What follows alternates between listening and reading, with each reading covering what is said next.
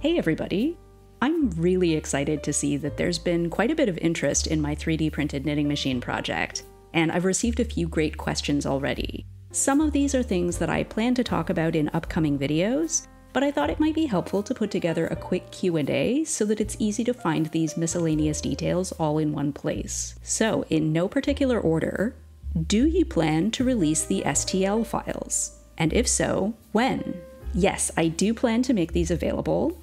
I don't have an exact date in mind, but I know that I want to provide a really thorough amount of detail about the project before people start downloading it, so that folks can make an informed choice about whether they want to put time and effort into trying it out.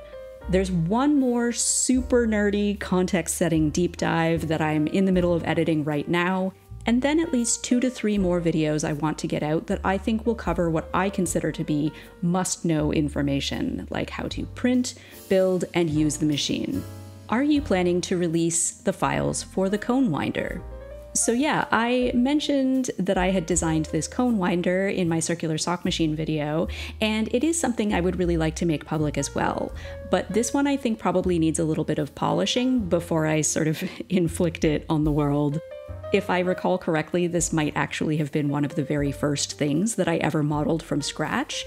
I made it in Tinkercad, actually, so in some ways it is still a bit of a hack job, but if there's interest in it and people think it would be useful, then I will definitely put that on my to-do list.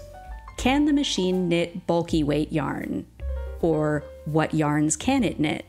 So this design uses standard gauge needles, which do work best with lighter weight yarns like fingering weight, but the spacing between the needles is customizable, which does give it some flexibility to knit different size yarns. For example, I made some needle beds that have a standard gauge spacing, 4.5 millimeters, and some that have a mid-gauge spacing, 6.5 millimeters. So I have knit as thick as a worsted weight yarn on every other needle, 9 millimeters apart, but I wouldn't try to knit anything heavier than that with these needles since the hook just isn't big enough to get around the whole strand reliably.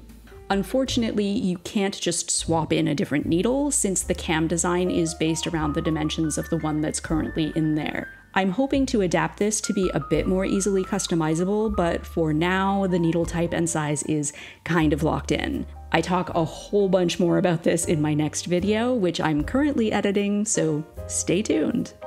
What 3D printer did you use? What size of 3D printer will work?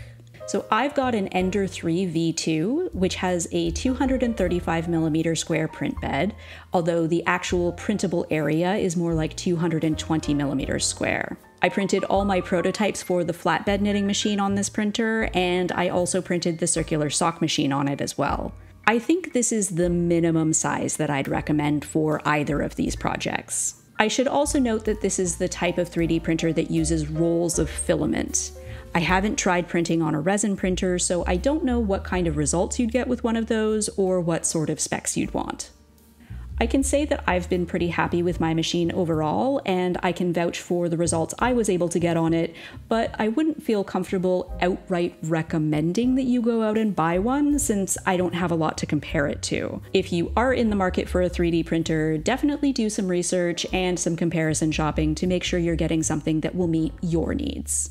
I plan to talk more about the specific print settings and materials I used in a future video. Do you plan to make a ribber for the machine? Yeah, I actually do have really high hopes for this, but I don't know when or how long it might take. Ideally, I'd really like to design a ribber that could be added to the current system later as an upgrade, but I'm not 100% sure right now if that will be possible. It might turn out that it has to be a much bigger redesign that wouldn't work with the old parts. So if you really have your heart set on a ribber, you may want to hold off on printing anything until I have a bit more clarity on which direction that might go. Alright, I hope that tackles some of the burning questions that have been on your mind, and like I said, I've got plenty more details coming your way. I know that it has been taking me a while to produce these videos, longer than I initially expected, and they've turned out to be just as much a passion project as the machine itself, so I really appreciate your patience as well as all your supportive comments. I am pretty excited about what's coming up, if I do say so myself, so now is a great time to subscribe if you haven't already. Until next time, stay curious.